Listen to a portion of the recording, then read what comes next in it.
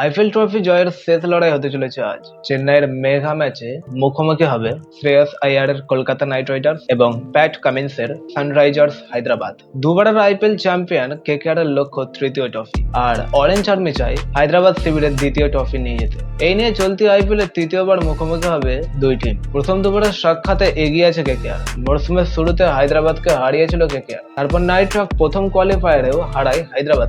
এইবার ফাইনালে কামিন্সদের যদি স্ট্রাকরা হারাতে পারেন তাহলে গৌতম গম্ভীর টিমের মুখে ফুটে উঠবে চওড়া হাসি। তার আগে আমরা কিছু ইম্পর্টেন্ট কোশ্চেনের মধ্যে চলে আসি। প্রথম কোশ্চেন, ফাইনাল ম্যাচটি কবে হবে? ফাইনাল ম্যাচটি হতে চলেছে আজ, অর্থাৎ 26শে মে, রবিবার। 2 নম্বর কোশ্চেন, ফাইনাল ম্যাচটি কোথায় হবে? ফাইনাল ম্যাচটি এম এ চিদম্বরম স্টেডিয়ামে হতে চলেছে। 3 নম্বর কোশ্চেন, ফাইনাল ম্যাচটি কখন শুরু হবে? ফাইনাল ম্যাচটি শুরু হবে সন্ধ্যা 7:30 তার আগে অর্থাৎ প্রায় 7টা নাগাদ ম্যাচের টস করা হবে।